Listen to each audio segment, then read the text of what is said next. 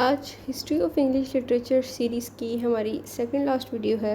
इससे पहले हम romantic age, new classical age, Puritan age, Renaissance सब टॉपिक्स को इन डिटेल सीक्वेंस से कवर कर चुके हैं। प्लेलिस्ट का लिंक मैं डिस्क्रिप्शन में ऐड कर दूंगी एंड इट्स हाईली रिकमेंडेड। आपकी जितनी भी क्वेरीज और डाउट्स हैं हिस्ट्री से रिलेटेड या जिन स्टूडेंट्स को हिस्ट्री डिफ़िकल्ट लगती है वो सब क्लियर हो जाएंगी, क्योंकि मैंने एक एक टॉपिक पे बहुत कम्प्रिहेंसिव वीडियो बनाई है। So I assure you that it would be helpful. तो स्टार्ट करते हैं हम आज का टॉपिक। आज हम लोग विक्टोरियन एज पे बात करेंगे, इसका background, characteristics, main historical events, literature और मेन लिटरेरी फिगर्स को डिस्कस करेंगे।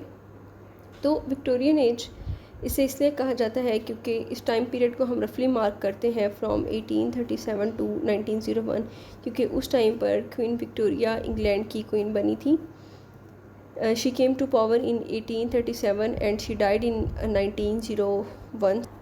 अब हम थोड़ा विक्टोरियन एज का सोशो पॉलिटिकल सिनेरियो डिस्कस कर लेते हैं, और you can also say the characteristics of the Victorian age. तो सबसे पहले इस एज में बहुत ज़्यादा पीस और प्रॉस्पेरिटी थी, क्योंकि इंडस्ट्रियल रेवोल्यूशन था। अब फैक्ट्रीज बन रही थी ऑल ओवर द इंग्लैंड और बहुत ही लार्ज स्केल पर प्रोडक्शन हो रही थी, तो इससे नेशनल वेल्थ भी इंक्रीज़ हो रही थी। बट जैसे जैसे ये वेल्थ इंक्रीज़ हो रही थी, जो मिल ओनर्स हैं, जो प्राइवेट लैंड ओनर्स हैं, वो बहुत ज़्यादा रिच हो रहे थे।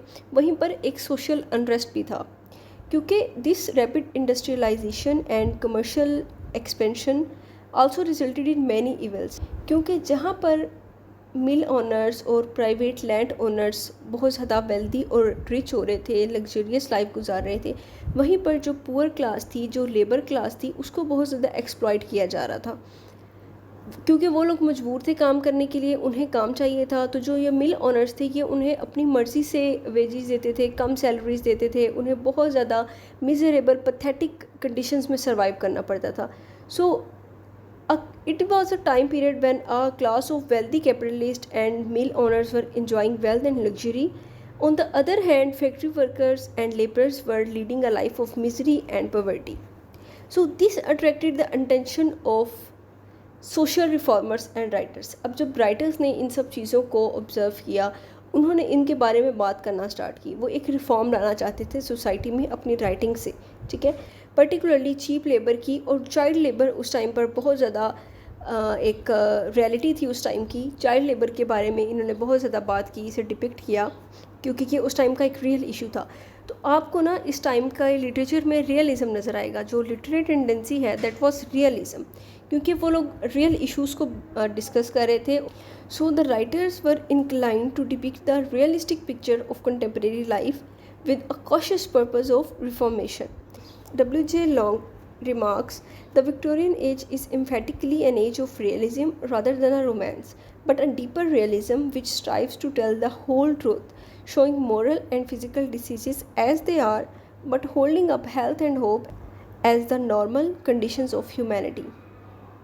अब मैंने पिछली वीडियो में आपके साथ बात की थी कि अर्बनाइजेशन स्टार्ट हो गई थी सिटीज़ के अंदर, क्योंकि जब यहाँ पर एम्प्लॉयमेंट बढ़ी, इंडस्ट्रियल रेवोल्यूशन की वजह से सिटीज़ में एम्प्लॉयमेंट बढ़ी, तो जो रूरल एरियाज़ के लोग थे उन्होंने भी यहाँ आकर रहना स्टार्ट कर दिया। तो इसकी वजह से पुअर क्लासेस को अकोमोडेशन प्रॉब्लम्स भी फेस करने पड़े। सो हम इसको ये नहीं कह सकते कि it was totally so this was not the total an age of peace, क्योंकि जहाँ पर प्रॉस्पेरिटी थी, जहाँ पर वेल्थ थी, जहाँ पर एडवांसमेंट्स हो रही थी, वहीं पर एक सोशल अनरेस्ट भी एग्जिस्ट करता था। So there was a condition of Victorian compromise. All these factors like industrial revolution, rise of democracy, rise of evolutionary sciences were tended towards the breakdown of the existing order. Hence, there was an effort made to reconcile the old and the new, to bring about a compromise between science and religion. एक compromise create करने की कोशिश की जा रही थी science और religion में, between the demand for progress and the need of stability, ताकि सोसाइटी के अंदर ऑर्डर रहे, पीस रहे, स्टेबिलिटी रहे, बट साथ ही साथ प्रोग्रेस भी चलती रहे। अब बात कर लेते हैं कुछ हिस्टोरिकल इवेंट्स की। So Chartist movement 1838 to 1854, it was basically a working class movement. जब ये एक पॉलिटिकल रिफॉर्म था, इसके अंदर मेन जो इनका एम्फोसाइज था वो ये था कि सब लोगों को वोटिंग का राइट मिलना चाहिए, क्योंकि उस टाइम पे सिर्फ जो एलीट क्लास थी, अपर क्लास थी, उनके पास वोटिंग का राइट था। बट इसके अंदर ये इन चीज़ों पर एम्फोसाइज किया गया कि सबको वोटिंग का राइट होना चाहिए। और जो पॉलिटिशियंस थे या जो एमपीएस थे, एक सर्टेन क्राइटेरिया था कि पॉलिटिक्स ज्वाइन करने के लिए उनके पास कुछ प्रॉपर्टी होनी चाहिए, उसको भी ख़त्म किया गया to ensure that all man could stand for election. Next, revolutions of 1848. It was basically a series of revolution, you can say. It is also known as springtime of nations. ठीक है, there were interconnected revolutionary movements that swept across Europe. जब कहीं पर injustice होता है ना, जब कहीं पर बहुत ज़्यादा एक्सप्लॉइटेशन होती है, तो फिर वहाँ पर रिवोल्यूशंस भी आते हैं, इनकलाब भी आते हैं। ठीक है, जैसा कि फ्रेंच रेवोल्यूशन की एग्जांपल आपके सामने है। अब इसके भी कुछ, it was driven by variety of factors like economic hardships, of course economic turmoil और social turmoil was there. The education act of 1870, जैसे मैंने आप लोगों को बताया कि चाइल्ड लेबर बहुत ज़्यादा प्रिवेलेंट था उस टाइम पे, तो गवर्नमेंट ने ऐसे इनिशिएटिव्स लिए जिससे एजुकेशन को स्प्रेड किया जा सके। मोनोपोली ऑफ थिएटर्स 1843, हमने ऑगस्टन एज में बात की थी कि 1737 में एक एक्ट पास हुआ था, और उसमें ये कहा गया था कि जितने भी ड्रामास हैं उनको पब्लिकली परफॉर्म करने से पहले उनको अप्रूव करवाना पड़ेगा गवर्नमेंट से, या लॉर्ड चैम्बरलेन नामी एक पर्सन है, उससे आपको अप्रूव करवाना पड़ेगा, देन आप उसे पब्लिक कर सकते हो। और उसका पर्पस ये था कि कोई भी गवर्नमेंट के खिलाफ प्रोपागेंडा ना किया जा सके। तो इस एक्ट के अंदर उस प्रोहिबिशन को हटा दिया गया था। It effectively ended the exclusive control of the theatres and gave them the liberty and freedom. Next is Oxford movement. इसका ये नाम इसलिए है क्योंकि ये ऑक्सफोर्ड यूनिवर्सिटी से स्टार्ट हुई थी, और it was basically a religious movement. ठीक है, इसका पर्पस क्या था कि चर्च ऑफ इंग्लैंड को उसकी जो लीगेसी है, उसका जो कैथलिक हेरिटेज है, उसे मेंटेन रखा जाए। चर्च की अथॉरिटी को गवर्नमेंट से कोई भी थ्रेट नहीं होना चाहिए। So they wanted the continuity of church leadership, beliefs and rituals. इसके अंदर की फिगर्स हैं John Henry Newman and John Keble, जो कि ऑक्सफोर्ड यूनिवर्सिटी के ही प्रोफेसर थे। Next is aestheticism 1890s. It was movement in literature and art, and it is particularly flourished in 1890s. इस मूवमेंट का स्टार्ट वाल्टर पीटर की एक phrase से हुआ, आर्ट फॉर आर्ट सेक, जो कहते थे कि art should be appreciated for its beauty, कि किसी भी आर्ट को, पीस ऑफ आर्ट को अप्रिशिएट करना है तो सिर्फ उसकी ब्यूटी ही उसका स्टैंडर्ड होना चाहिए, ना कि आप उसको इसलिए जज करो कि वो मॉरली अपील कर रही है या उसका कोई पॉलिटिकल पर्पस है या फिर कोई टीचिंग पर्पस है। So the art should be appreciated for its beauty alone and should not serve any moral, political or didactic purpose. So this movement emphasized the importance of beauty and aesthetic experience over practical, moral or political values. It was actually a reaction against pessimism. इस movement के की figures हैं Oscar Wilde and Walter Pater. Oscar Wilde is a leading figure in this movement. His contributory works are The Picture of Dorian Gray and Intentions. It's a collection of essays. So these works advocate aesthetic ideals. Pre-Raphaelite Brotherhood. It was also a movement in literature and art and founded in 1848. Actually, Raphael was an Italian painter, और ये जो थे ये लोग Raphaelite की painting style को reject करते थे, और ये चाहते थे कि जो उसके आने से पहले जितने भी पेंटर्स थे उनके स्टाइल को कॉपी किया जाए। उन्हें लगता था कि रेफाइल और उसके बाद आने वाले जितने भी आर्टिस्ट हैं उन्होंने आर्ट को इतना ज़्यादा एकेडमिक कर दिया है that it loses its spiritual depth and connection to the nature. So जो प्री रेफेलाइट आर्ट है that was focused on detailed realism, उसके अंदर इमोशनल एक्सप्रेशन बहुत ज़्यादा होता था, और वो इंस्पायर्ड था मेडिवल आर्ट से और अर्ली रिनेसा आर्ट से, तो ये उसी को रिफॉर्म करना चाहते थे। Founding members are Dante Gabriel Rossetti, William Holman Hunt and John मिलास।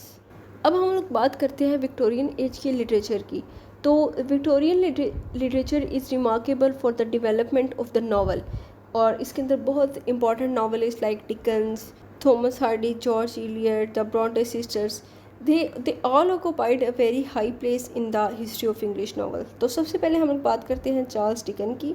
He is considered one of the greatest novelists in the Victorian era, and his works are known for their vivid characters, detailed portrayal of the urban landscape and keen social commentary. अभी इससे पहले हमने बात की realism की, तो he is considered pioneer of realism in 19th century and as a result he centred his eye on London and low life. तो वो क्या कर रहे थे, वो उसी लाइफ को, उसी एक्सप्लॉयटेशन को, कैपिटलिज्म को डिस्क्राइब कर रहे थे। He exposed various events of industrial revolution, especially the employment of child labour.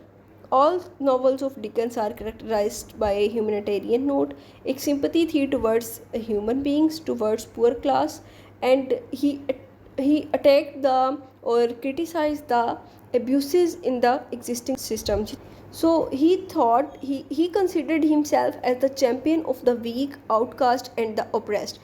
उनको लगता था कि मैं जितने भी oppressed लोग हैं या जितने भी victims हैं, I am the spokesperson of them, I am their mouthpiece. His notable works are A Tale of Two Cities, Great Expectations, David Copperfield, Oliver Twist, Bleak House, and Hard Times. Thomas Hardy, he is greatest tragedy fiction writer. इन्होंने ज़्यादातर tragedies लिखी हैं and he is very prolific and versatile novelist and a poet. इनके novels की basic themes जो होती थी that were fate, nature and struggles of rural life. Rickett who is a famous critic, वो इनके novels को classify करते हैं as pastoral tragedies, pastoral comedies and pastoral romances and short stories. As a poet he belongs more to the 20th century because उनके जितने भी poetic works हैं that fall into the 20th century.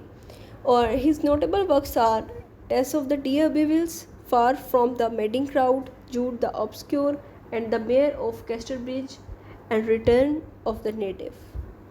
Alfred Lord Tennyson, in 1850 he became poet laureate after Wordsworth and he is one of the most popular British poet. He was, you can also say that he was the greatest poet of Victorian England.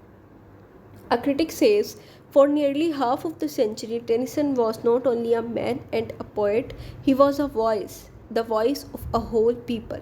So throughout his literary journey he tried to express the contemporary issues और contemporary ideas. उन्होंने अपनी जो भी society थी जिस time period में वो रह रहे थे, उन्होंने उसके रियल इश्यूज़ को डिपिक्ट किया through his poetry. In his political opinion he believed in a compromise between aristocracy and democracy and he felt that science, वो बहुत ज़्यादा ऑर्थोडॉक्स नहीं थे। He believed that science is fruitful and important and it should be the part of our lives. He says, there lives more faith in honest doubt, believe me, than in half the creeds. He won Chancellor's Medal for a poem Timbuktu. His other notable works are In Memoriam. He wrote this elegy in the memory of his friend Arthur Hallam. Other works are The Charge of the Light Brigade, Idyllis of the King, and Ulysses. Next person is Robert Browning. He was master of dramatic monologue. अगर आपको इनके बारे में कोई भी important point लिखना हो तो you can write that he was a master of dramatic monologue. इनके जितने भी वर्क्स हैं they are mostly monologues and his works often explore complex psychological states and historical themes. Shelley से बड़ा ज़्यादा इन्फ्लुएंस थे ये और इन्होंने अपने काफ़ी वर्क्स जो हैं वो उससे इन्फ्लुएंस होकर लिखे. उनकी जो शैली के आइडियाज़ थे, do you remember Shelley, we discussed him in the romantic age. तो शैली के जितने भी रेवोल्यूशनरी आइडियाज़ थे और लिबर्टी को लेके, आपको पता है ना कि ही वॉज अ रेवोल्यूशनरी पोइट, तो उसके आइडियाज़ से ये बड़ा इंस्पायर थे. He was fascinated by his love for liberty and his revolt against convention and operation. So he also had a firm faith in the existence of God. He was not an atheist, rather he believed in the existence of God. Rickett says, having surrendered the drama, he throws much of his dramatic material in the monologue form. His notable works are The Ring and the Book, My Last Wishes. My Last Wishes is also an example of dramatic monologue, and The Ring and the Book is an epic poem. Next is Matthew Arnold. He was not only a poet but a literary critic also. So he criticized the rising spirit of modernity and the loss of religious faith. इनके father एक school master थे और ये ख़ुद भी as a school inspector काम करते रहे. इन 1851 he was appointed the inspector of schools, and he remained at this post for 35 years. So as an inspector, he advocated for educational reforms and the importance of classical education. After this, he was elected as the professorship of poetry at Oxford, and he also claimed that literature should educate and elevate the public. As I told you that he is also the literary critic, in his essay The Study of Poetry 1880, he introduced the idea of touchstone, जिसका कहना ये था कि according to this method, Matthew Arnold कहते हैं कि आपको अगर किसी भी बुक का, किसी भी लिटरेरी वर्क का, अगर आपको उसका स्टैंडर्ड फाइंड आउट करना है या उसका लेवल फाइंड आउट करना है, तो आपको उसको कुछ पुराने जो मास्टरपीस हैं उनके साथ मैच कर कर देखना चाहिए. तो वो कहते थे कि आपको कुछ ग्रेट वर्क्स ऑफ लिटरेचर जो हैं उनको एज अ स्टैंडर्ड सेट करना है, उनको यूज़ करना है एज अ बेंचमार्क. तो उन वर्क्स को उन्होंने, जो वो मास्टरपीस थे, उनको उन्होंने टच स्टोन का नाम दिया. सो he believed that comparing contemporary literature to those touchstones from the past would be help maintain high literary standards. His notable works are Dover Beach, Culture and Anarchy, Thyrsis, and The Scholar Gypsy. And in 1888 he died suddenly of heart diseases. Hopkins, he is famous for his innovative rhythm and vivid imagery. His notable works are The Windower, The Pied Beauty. Oscar Wilde, he was a playwright, a poet and a novelist. And इनके works में भी आपको realism देखने को मिलेगा. इन्होंने भी अपनी कंटेम्प्रेरी सोसाइटी को डिपिक्ट किया, और आपको इनके ज़्यादातर वर्क्स में ना सोशल कमेंट्री देखने को मिलेगी. His notable works are the picture of the Dorian Gray, the importance of being earnest, an ideal husband, and lady Windermere's fair. So the importance of being earnest is a comedy of manners, and it stirs the trivialities of Victorian society. Anthony Trollope, he is also a novelist, and he is famous for his keen observation of Victorian society and his richly detailed portrayal of characters and social institutions. Again आपको realism ही देखने को मिल रहा है. आपने देखा कि mostly works में social commentary की गई है, रियलिज़म पे बात की गई है, रियल इश्यूज़ को डिपिक्ट किया गया है. His notable works are can you forgive her and the way we live now. Next is John Ruskin. He was a literary critic, social thinker, and he was a philanthropist of the Victorian era. His notable works are Modern Painters, The Stone of Venice, Unto This Last, and The Seven Lamps of Architecture. Thomas Carlyle, he was a historian, philosopher, and essayist. He talked about the importance of strong leadership and moral integrity. वो Puritan values को prefer करता था, उनको preach करता था, और जो उसकी एग्जिस्टिंग सोसाइटी के अंदर मोरल वीकनेस थी, उसे लगता था कि लोगों के अंदर से मोरालिटी ख़त्म हो गई है और रिलीजन उनकी लाइफ के अंदर एक सेंटर नहीं है. So he bitterly condemned the moral weakness and wrong doings of his contemporary class. So he exposed the hypocrisy of the conventional society of his age. इनके वर्क्स के टाइटल बहुत lengthy हैं, you may find it amusing और interesting. The French revolution, on heroes, hero worship, and the heroic in history 1841, past and present. Next is William Thackeray. He was the prominent English novelist of the Victorian era. So as you can say, we mostly have the novelist here. Yeah, there are poets or literary critics, but you can say the most literary form of the Victorian era is novel. He is known for his satirical works, again keen observation of society and exploration of human flaws and virtues. So आपके पास एक plus point है कि आपको अगर कोई भी poet या writer आता है, आपको उसका राइटिंग स्टाइल लिखना है, एंड इफ़ यू नो कि वो विक्टोरियन एरा से बिलोंग करता है, तो आप उसकी राइटिंग स्टाइल में या उसकी करेक्टरिस्टिक्स में ये चीज़ें ऐड कर सकते हैं, रियलिज़म और सोशल कमेंट्री और विट और कीन ऑब्जर्वेशन ऑफ सोसाइटी, और जो भी हिस्टोरिकल सिनेरियो था या पॉलिटिकल सिनेरियो था उस टाइम का, थोड़ा बहुत उसका रेफरेंस दे सकते हैं साथ. इनका मोस्ट फेमस वर्क है वैनिटी फेयर, और ये सटायर था उनकी कंटेम्प्रेरी सोसाइटी पर. अब हम लोग बात करते हैं फ़ीमेल राइटर्स की, क्योंकि जहाँ पर मेल राइटर्स थे वहाँ पर फीमेल राइटर्स का एक बड़ा नाम है विक्टोरियन एरा के अंदर। तो उसमें सबसे पहले हम लोग डिस्कस करते हैं Bronte sisters, Charlotte Bronte, Emily Bronte and Anne Bronte. So Charlotte Bronte was the eldest of the Bronte sisters, and she is the pioneering figure in English literature. And her novels often features strong, complex female protagonist. Actually, there was a lack. जितने भी हमारे novelist थे, उनकी जितनी भी characterisation थी, उसमें उन्होंने मेल्स को तो बहुत अच्छे से डिपिक्ट किया, उनकी साइकोलॉजिकल इंसाइट दिखाई, बट फीमेल में कहीं ना कहीं एक लैक था, उनकी करेक्टर डेवलपमेंट ठीक से नहीं की गई थी। तो वो जितनी भी डेफिशिएंसी थी या वो जो एक गैप था फीमेल करेक्टराइजेशन के अंदर, उसको इन्होंने बहुत अच्छे से फिल किया और इन्होंने फीमेल प्रोटैगनिस्ट को एक as a strong complex character दिखाया। And she also gave us the psychological insights into the characters. Her real name was Currer Bell. Actually आपको एक चीज़ देखने को मिलेगी कि ये जितने भी फीमेल राइटर्स हैं, उन्होंने अपने जितने भी वर्क्स पब्लिश करवाए वो अपने रियल नेम से नहीं करवाए। Instead they published all of their works under their pen names. So her real name was Currer Bell. Her notable works are Jane Eyre and the professor.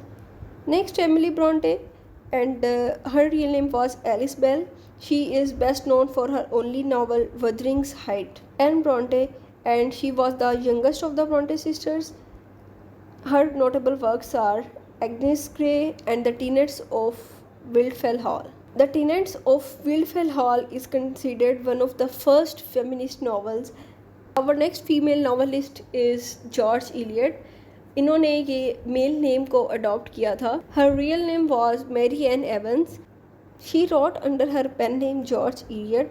This type of questions are frequently asked in PPSC और FPSC, so must read the pen names of the writers और poets. Her notable works are Middlemarch, Mill on the Floss, the Adam Bede and the Daniel Deronda. Next is Elizabeth Barrett Browning. She was the wife of Robert Browning and she was one of the most prominent poets of the Victorian era, and she is known for her political infusion in the poetry. Her first notable work is The Cry of Children. It's a powerful critique of child labor practices in England and sonnets. It is basically collection of 44 love sonnets जो उन्होंने अपने husband Robert browning के लिए लिखी थी। Next and our last female writer is Christina Rossetti. She is a poetess and known for her deeply religious themes, lyrical style and explanation of complexities of love and faith. Her notable works are Goblin Market, In the Bleak Midwinter, Rambert, The Prince's Progress and A Birthday. Goblin Market एक basically एक narrative poem है जिसे आप Christian allegory भी कह सकते हैं, and it was basically a critic of the Victorian culture and it is also regarded as the feminist text. So that was all from my end for today. I hope you enjoyed the lecture. If you have any ambiguity, you can ask me in comments. Allah Hafiz.